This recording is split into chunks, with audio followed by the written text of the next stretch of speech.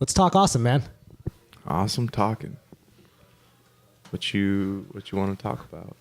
So today we've got Aaron in studio. Hello. Or in spa. In Spadio. Sposh. This is the awesome spa. So we're recording inside of here today. There was kind of a lot of commotion going on in the lobby, so had to improvise. But in that, we got video. That's kind of cool. That's new. We've got microphones. That's new and cool too. So production value has gone up in our 2 episodes. So that's improvement. That's a steady incline. Heck yeah. It's good. Anyways, today we're talking awesome. It's me and Aaron Roche. We've had a long storied history together. We kind of started this thing at Silver Creek Park. What was it, 2012-ish? 2012. Yeah, that's crazy, man. That was 6 years ago now. Holy shit.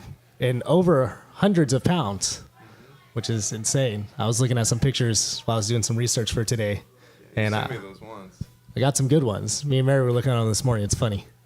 So anyways, Aaron, tell us a little bit about how we met and kind of what's happened since then.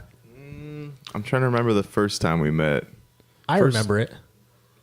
I don't know if that was the actual first time we met at your sister's. That's plausible.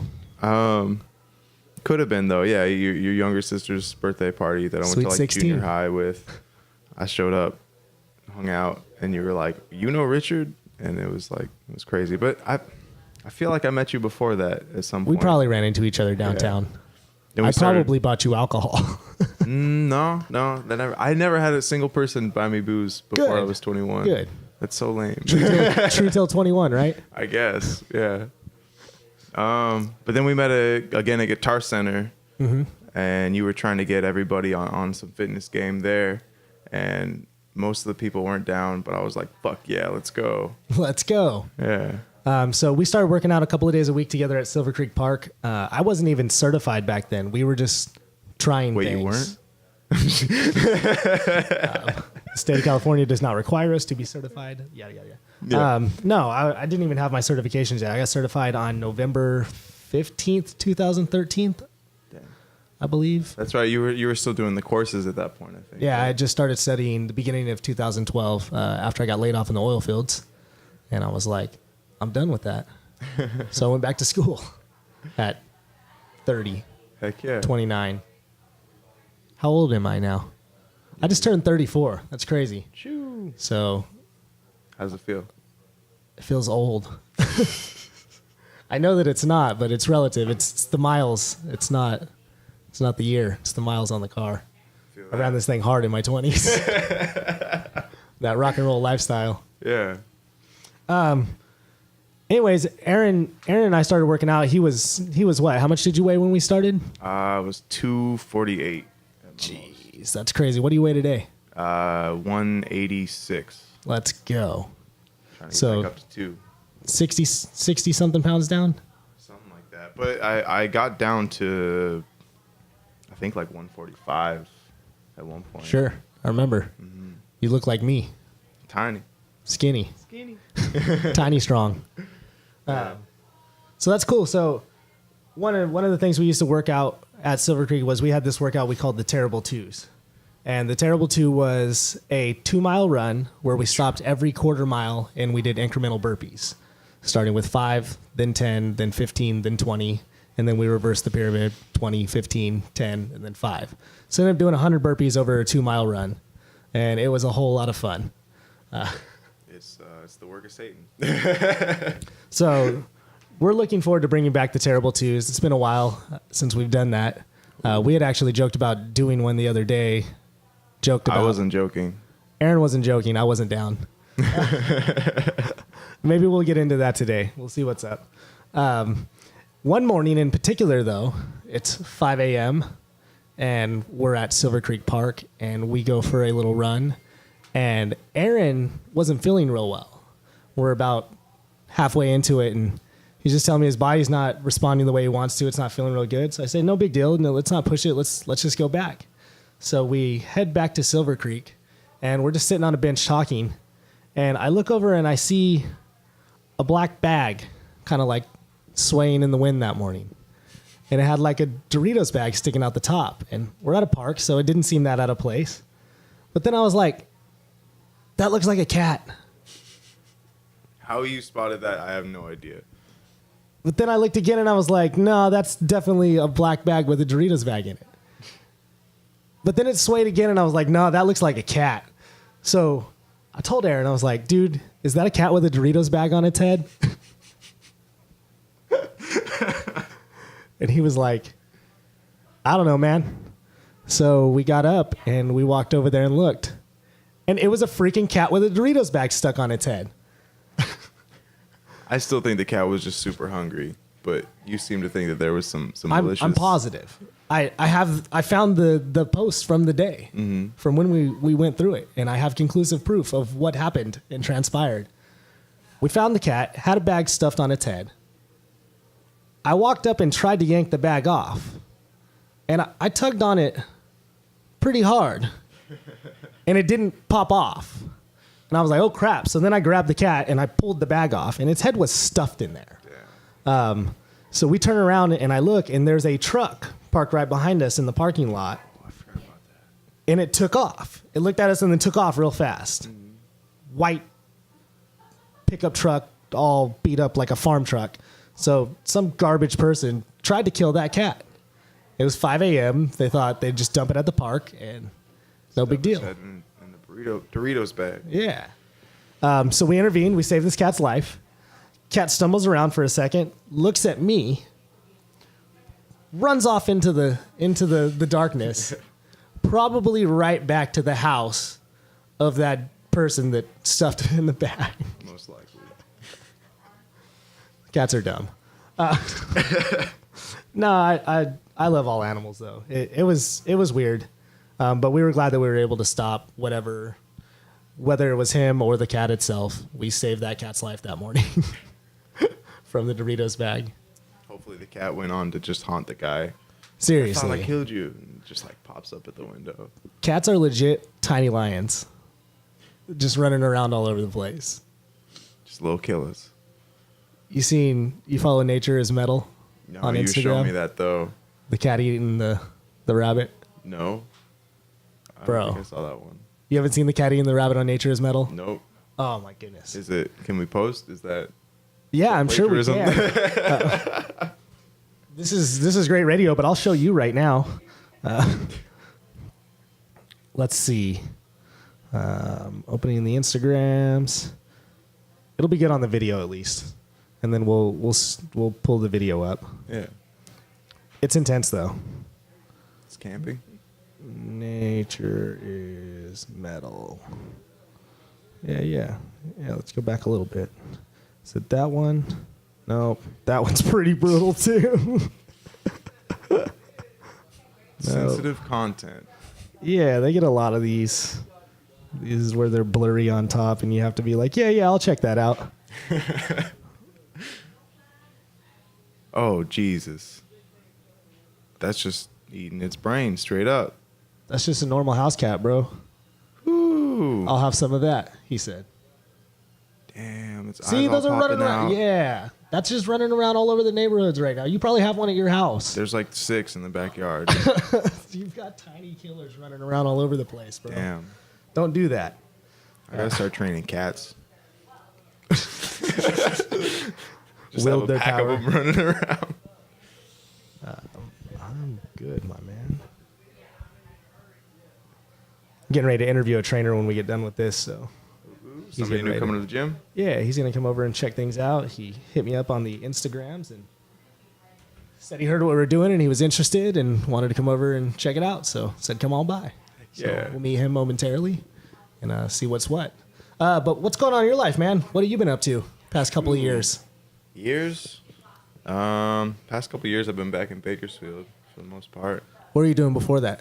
I was still in LA doing What were you audio. doing in LA? Just hustling, man. Trying to do audio engineering. Then realizing that like that wasn't really my main push through life. Sure. Got real sick, moved back here, and just been trying to like get back up on my feet. And you've been a great help with that.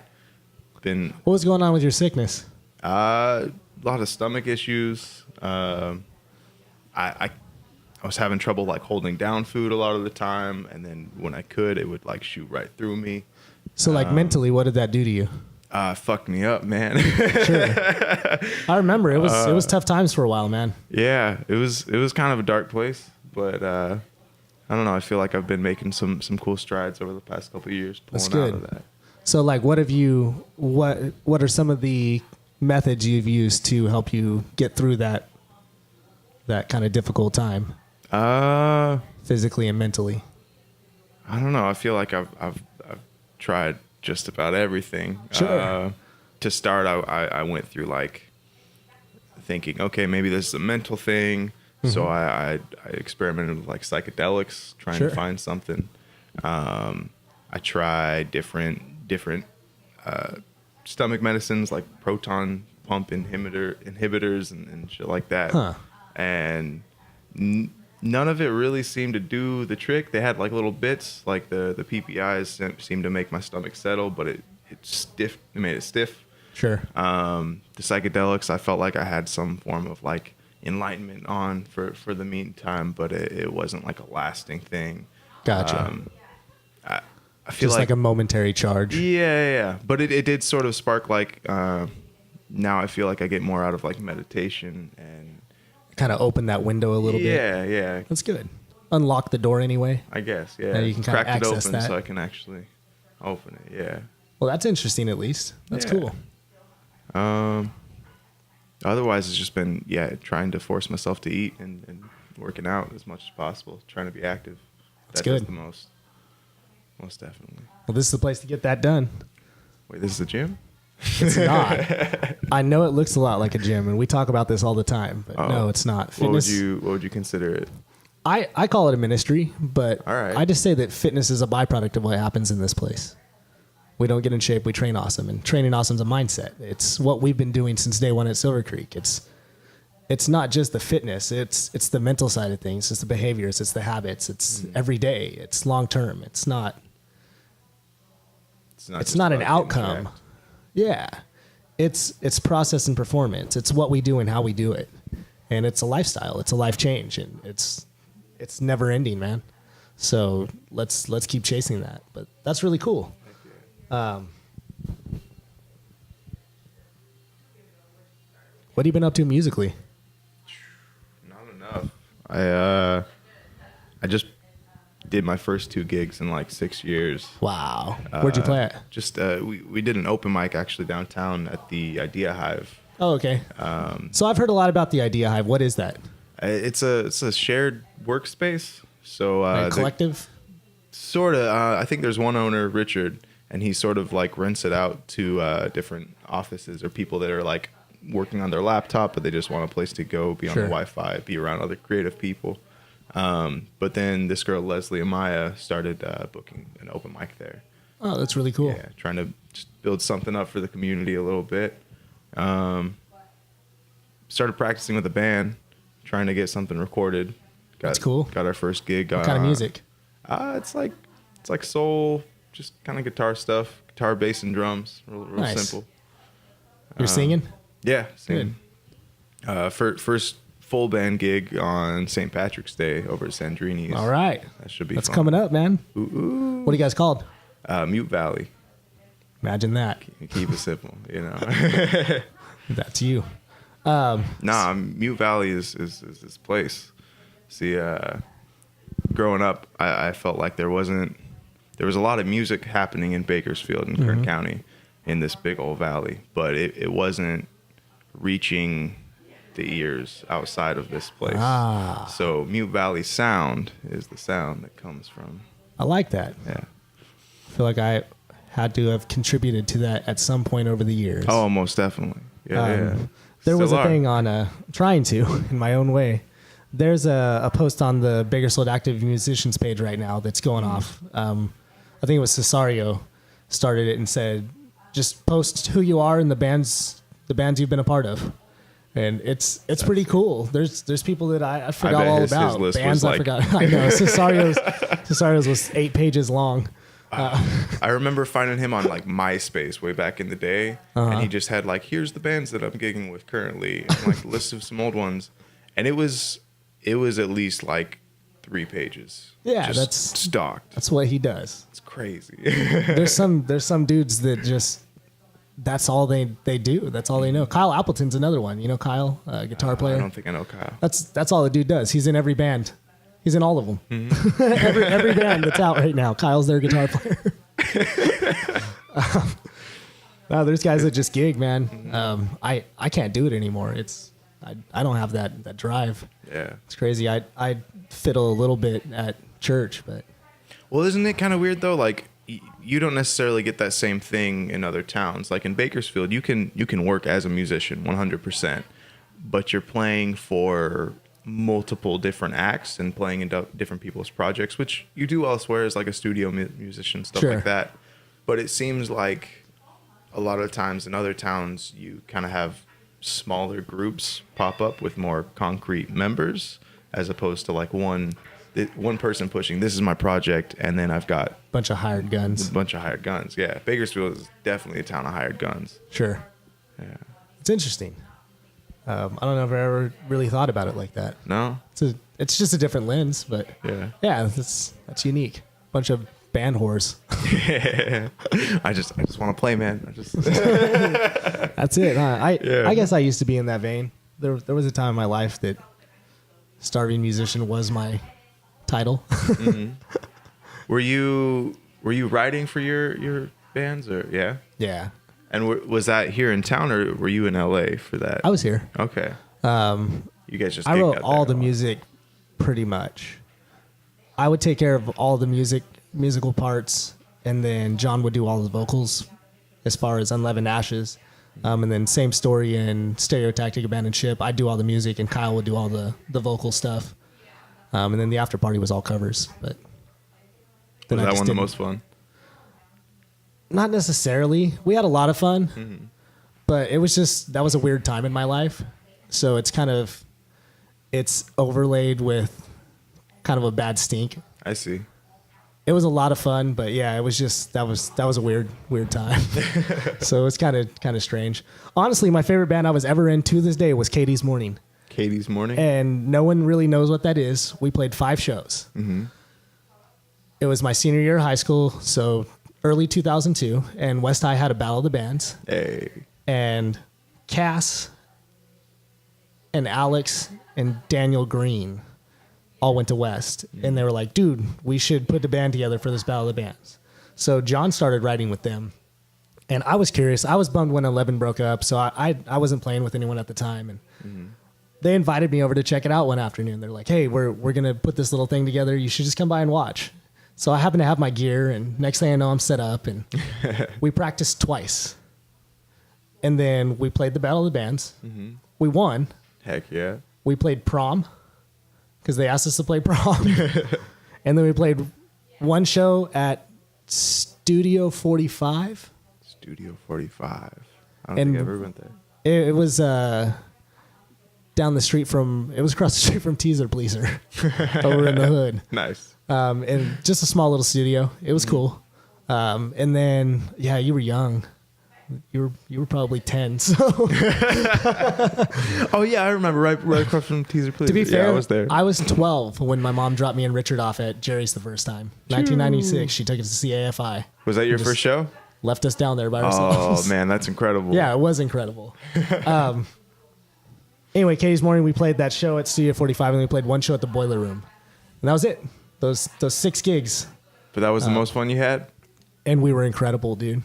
We got a demo deal from, I can't remember if it was Drive Thru or Victory or one of those small indie labels that was at the Battle of the Bands. Saw us liked us. So we were going to They were at the Battle of the Bands at West? Yeah. Huh. Just a rep. Someone just happened to be there. Mm-hmm. I think they were there to see another band that we beat. They had a lot of clout at the time. Yeah.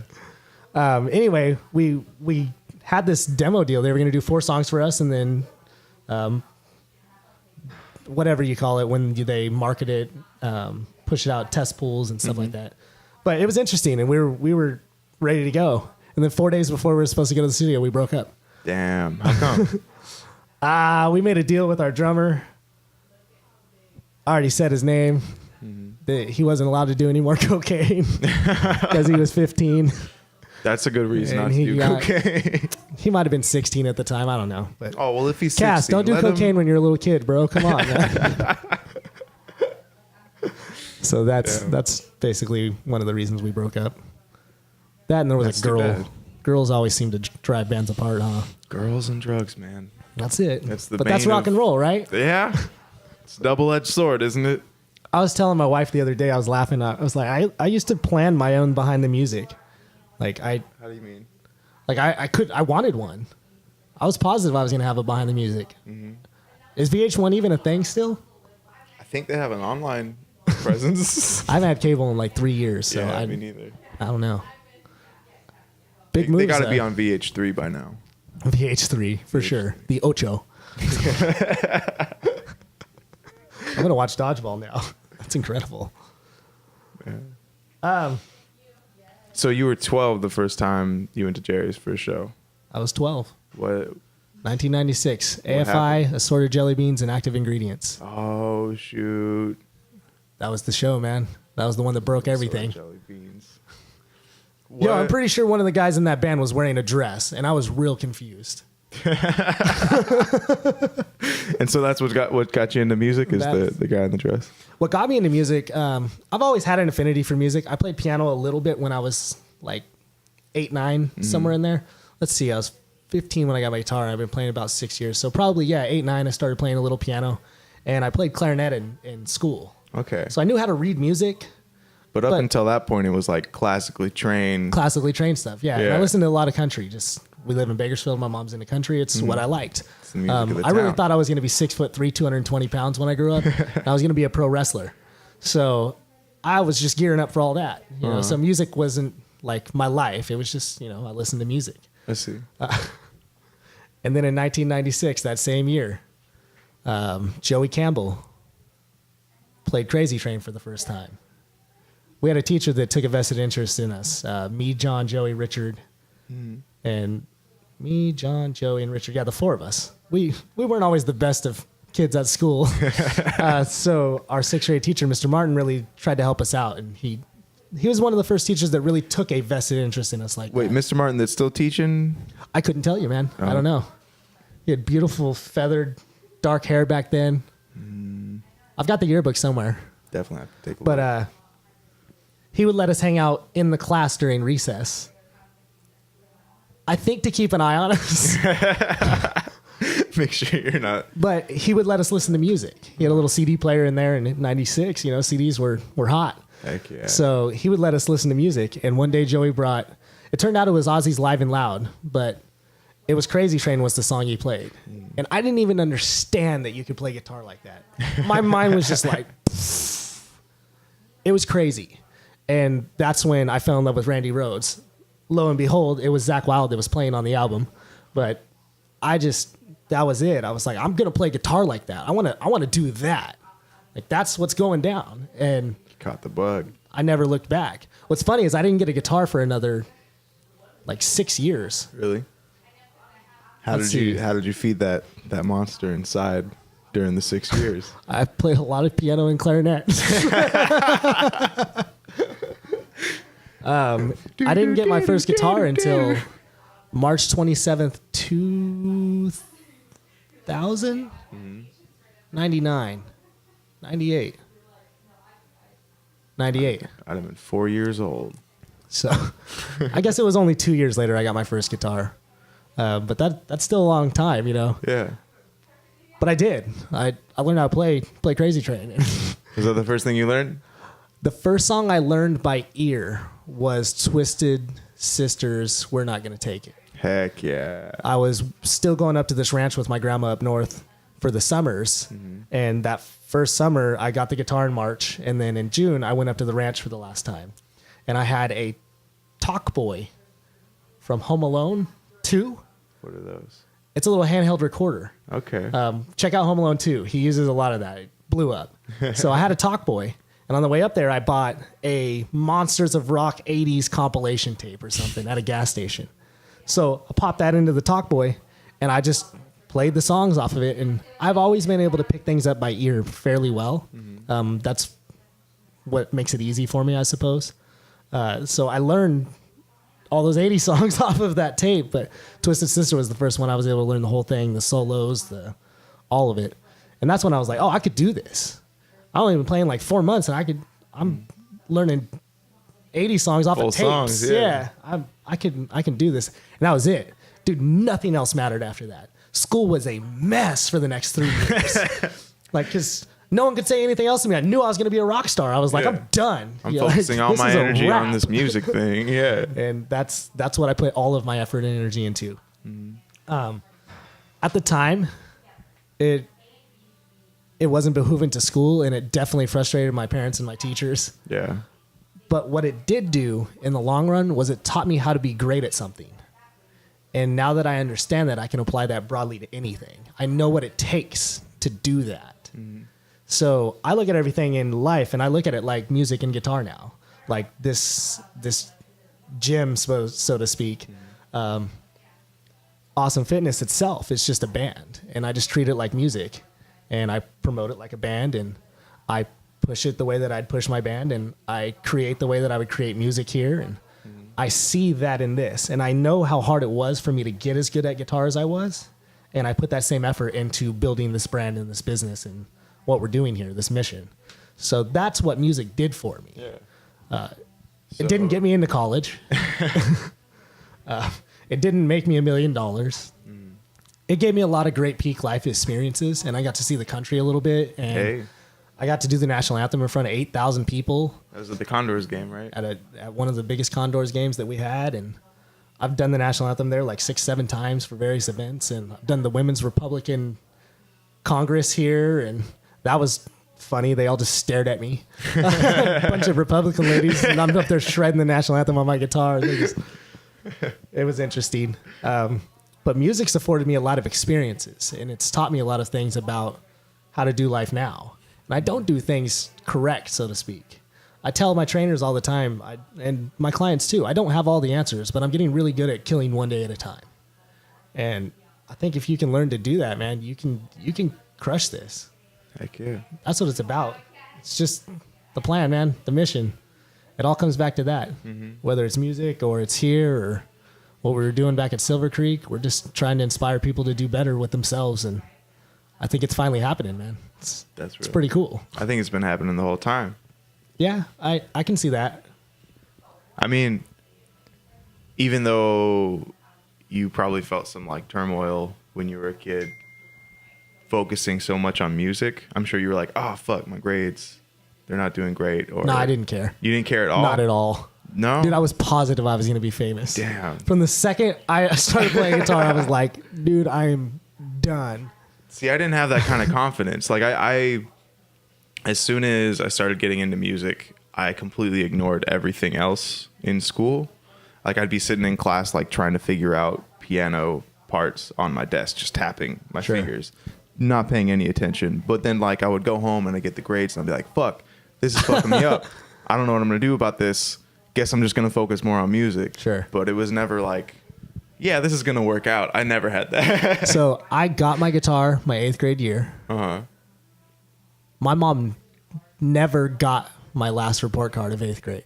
To this day, I don't think she even cares. I threw it right away. Really? I went and checked the mail. I looked at it, and I put it right in the trash. And just like... And never said a word about it. And she didn't either, to her credit. You got a great mom. She's been pretty awesome.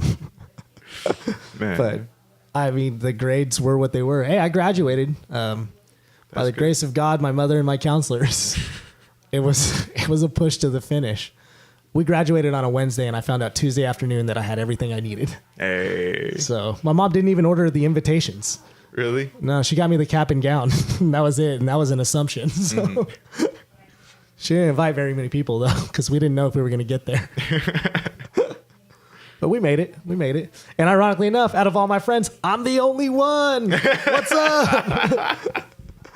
Not to throw anyone under the bus, everyone. No, I didn't. None of my friends made it. Yeah. Me and Richard are the only. How did me and Richard were the ones that graduated? That is kind of crazy. Richard walked for Star Academy, but he still made it. What was Star Academy? It was when you got kicked out of So it's like Vista West. Oh. And then you The got next kicked out of step? community. Oh, man. And then you went to Star Academy. There was 12 people in his class. Damn. And that was the whole school. There was 12 people. They went and did, their PT was at Silver Creek Park to bring it all back together again. Huh. They'd take the kids in a little van out there and work them out and bring them back to wherever they were housing them for that. That's cool. Yeah, I had a lot of friends graduate in August instead of walking with us. Still graduating, man. That's it, baby. I made it. Yeah. Then I took 11 years off for rock and roll and various good other break. ventures. Do you ever think that you get back into it? No. No? I crossed the bridge. I thought about it a lot. Honestly, it comes down to being married and just being at a different point in my life now. Mm-hmm. Like, to do music the way I would want to do music, I'd want to do it All out. basically all out. Yeah. And my fear is that just like everything I put my passion into, it would take off. Mm-hmm. And then it would only become problematic. So a band in the sense of like writing music and doing organic things and chasing that dream again, I've let go. Mm-hmm. I've put that into this now. I have, however, recently started tossing the idea around of, and it's so funny that Warped Tour is ending. Oh, yeah. I just saw that. But I've tossed around the idea of putting together a, like millennials, like scene band. All right. A throwback scene band and just do all scene covers. I could see that. But I could do see everything. I could scene that. So I want to do that. I've been tossing the idea around. I got a couple members I've talked to. Isn't They're that all- that wild that would be like a throwback band today, but you couldn't have done that a couple of years ago. Oh, but it's 20 years old now. That's getting old, dude. Holy shit! It's 2018. The millennium was almost 2 decades back. Ooh, It's crazy. that's just wild. So that's what I want to do. I'm going to put together a like pop punk scene band and just do all the greatest covers of that era. And we'll do it like 4 times a year, and people will come, and the millennials will show up, and we'll have a blast, man. It'll be mini Warped Tour, Heck yeah! mini Warped Tour in Bakersfield a couple times a year. But for reals, Warped Tour, 3:00 today. They're announcing the lineup. Ooh, I got my tickets on Monday, blind. I don't even care. It's the last one ever, so I'm going. they have to have somebody good. I didn't for even the know it last was one. still a thing, dude. I don't remember the last time I heard about Warped Tour. Yeah, I thought it ended a couple of years ago. So one last time, they opened Ventura back up. I'm going. Ooh. Taking Mary. I'm going to go see some, I don't know what we're going to see. Hopefully lots of awesome bands from that time. Give me a good idea for a set list. Some MXPX. I'm positive MXPS is going to be there. They got to. I really think Blink-182 is going to headline. There's been various rumors that they aren't because whatever politics and music and such. I think Blink's gonna headline. Maybe even Blink and Alkali Trio. See if he does double duty. Maybe Fall Out Boy, Fall Out Boy would do it. My Chemical Romance might get back together or something. Used. The Used was what I was thinking would probably headline second tier. I was thinking like The Used and Rancid would be a pretty solid. Definitely. Think they'll get Good Charlotte? Dude, that's definitely plausible. That's someone I didn't even think about that I put in the set list for the band that I hadn't even thought about seeing. I had a contentious past with Good Charlotte. Yeah. I'm positive our lives are supposed to cross paths at some time, but They haven't? they haven't yet. No, I could have sworn. we got you had. really close. They're good friends with Hollywood Undead, and I was hanging out with those dudes for a little while back when MySpace was cool. But no, we've never crossed paths yet. Never done the Good Charlotte thing. I dressed up as Benji for Halloween one year, and then I wore a shirt that said "Good Charlotte sucks." All dressed up as Benji? Yeah, That's great. I was like pseudo Benji. I could kind of see it. Used to have those cool snake bite piercings in my plugs, and I was pretty cool. On MySpace, my name was Scene King. Scene King? I didn't know that. You got it. Do you have a picture of this? Probably Of somewhere, your dude. profile? Nothing disappears from the internet. I'm sure it's in a Google cache somewhere. Gotta find that. We'll see what we could dig up. Sid the Scene King. That was me. I think it was actually Sid Tragic. Sid Tragic? Scene King. That was me, baby. That's so emo. The one and only. Emo wasn't even a thing yet. It was primo. It was primo. I'm gonna go open the door. I'll be right back. Handle it.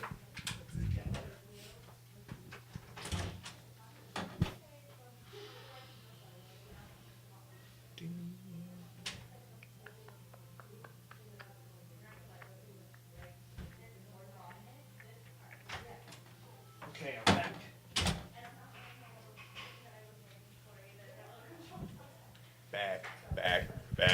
Back again. Speaking of throwbacks, right? So what's next on your plate, man? What do you got looking forward? I had this podcast this morning that was going on.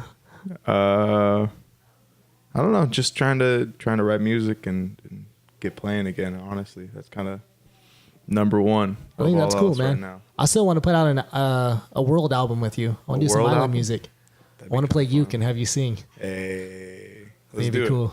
Maybe get like Gary Rink to play bass over. We could do it in this room right here, just like this, I think that'd be real cool. Just bass uke and you. and then play it while people use the sauna. Dope. We'll write the soundtrack for the sauna. Dog. The awesome spa soundtrack. And then we could sell it. Sell little CDs on that desk right there. But we're not selling any CDs. No one's selling CDs anymore. Sell a little download card on Yeah, that we could desk drop right a there. download card. Get your 99 cents. I don't know, man. I think you could still sell CDs in the right context. My wife's car doesn't even have a CD player. Oh shit! They're just making it obsolete. It's got a SD card input next to the two USB chargers. Who uses an SD card for their music though? Bruh, no say. Nobody. But it's got that. It's got that option. Auxiliary plug, SD card. There's still bands that sell USB. tapes. Well, yeah, they're throwbacks now. Yeah. If you could find a Walkman, it'd be awesome. They're like $200 on eBay. $200 for a Walkman? I guess that makes sense. They don't make them at all anymore, huh? No, you can't find them. Damn. I'd love one.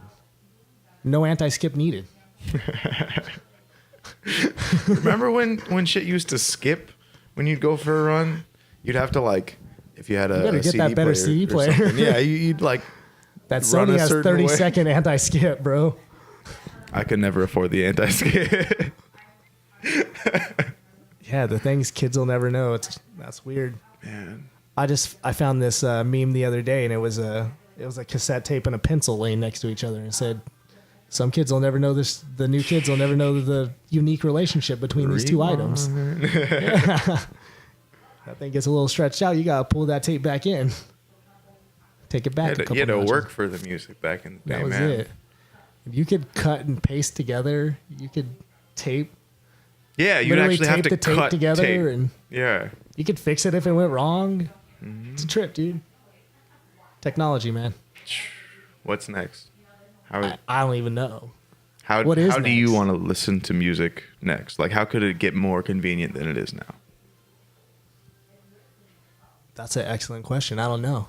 I feel like it's awful convenient right now. I think the quality is the only thing that can really improve right now, because I feel like the musical quality versus content quality. How do you Content mean? quality may be at its lowest of all time. Okay. If that makes sense. The content being put out is low IQ content. They need a riff, they need one hook, and they can sell that way. It's a singles market, and it's not even about that song. It's just about it, that hook or that riff, that one little thing. Or that story around that person that put it out. Yeah, it doesn't even have to be anything. It could be nothing, and people buy it just because of that, because of the story of the person. So for that, I feel like content is very, very low-hanging fruit right now. I see. So I feel like that could be bolstered. And then I think the sound quality, just like we're achieving Ultra 4K in television, I think we could come up with Ultra 4K for sound. I think we could, but at a certain point, like on a TV, when you look at a clear television, even if you're not like somebody who's really into video and optics or anything like that, you can look at it and you can tell the difference between the two. But with recording, we've gotten to this point where the sample rate that we record is faster than we can actually perceive. Even if you're trained in audio. Sure. So, I mean, there's arguments like some people will record in a higher sample rate for like some orchestral thing, or record with a microphone that picks up frequencies above 20,000 hertz, which is high, which is the highest frequency that we can hear as humans. For. So we can keep going with the technology, but our ability to recognize the use of the technology is already peaked. Pretty high. Yeah. But what if it's not? What if we're just not thinking in terms of that? So look at it like it's a picture and you've got these broad strokes across, right? Uh-huh. And it's very full. But then you get a little closer and you see that there's gaps in between. Mm-hmm. So would it be plausible to fill in those gaps at some point to fill a more complete sound? I see. It's never ending, man. I don't know. There could be. Because like you're saying, like you get more detail on like a red camera. You can see people's like hairs and stuff like that. Mm-hmm. But with typically in recording, you don't want to see all the hairs because you're trying to smooth it out and make it a nice polished piece, right? Maybe. I don't know. It's art. So It's maybe yours is smooth and round. And maybe mine's jagged and hairy. That's true. You know? That's a good point. You don't never know. Mm-hmm. That's what makes music awesome. Is because you don't know. And there's no blueprint. No. Everybody's winging it. So there's always moments between. There's something in there. I'm just waiting for like a chip to just like, I'm going to play songs in my head when I want to hear them. When you asked me the question, that's what I saw was something in my head that just played music to me, but that's boring. It's boring, and also it opens too many other doors. Yeah. Yeah. I'm not getting implants. No. That ain't going down. You're not putting computer chips in me. But what if that's the only way you could get your music because it's obsolete, or all older technology is obsolete? It'll never be fully. There'll always be outliers that find ways. That's true. There's still people on tapes. That's it. I've got an 8-track somewhere. Really? Yeah. Do you still use it? Let me rephrase that. I have an 8-track. I don't have an 8-track player. Oh, okay. I have Elvis Welcome to My World single somewhere on 8-track. Heck yeah. No way to play it. No. Just get some magnets and run it across. Is that how that works? Speakers. Yeah. Magnets and speakers. Okay. The Speakers are magnets, actually. Some of them. Well, you have to have a coil inside with the magnet, and that's how it actually gets the motion. It's interesting. Suppose we should wrap this thing up. Got a dude just standing out there waiting to be interviewed, so true. We go hang out with him a little bit. Yeah. Today was a lot of fun. It was a lot of fun. Talked a lot of music. Talked a little fitness. Mm-hmm. Talked about what's going on. If you guys have any suggestions for the show, you can email me at Sid, S-I-D, at awesomefitness661.com. I'd love to hear some feedback. We're going to start making this a more regular thing. We have a lot of guests lined up. Looking forward to producing a lot more content for you guys. So Aaron's going to be helping out with a lot of this stuff. So I'm glad to have him on board. And looking forward to the future with this thing, man. Seeing what we can do. Talking awesome. Talking awesome. That's it, baby. I hope everyone has a great week. We'll see you soon. Do you have like anything that you want to use to like stamp the end or like have people say or? At some point, probably. All right. I'll think of a tagline. Yeah. For now, it's just like, rival out.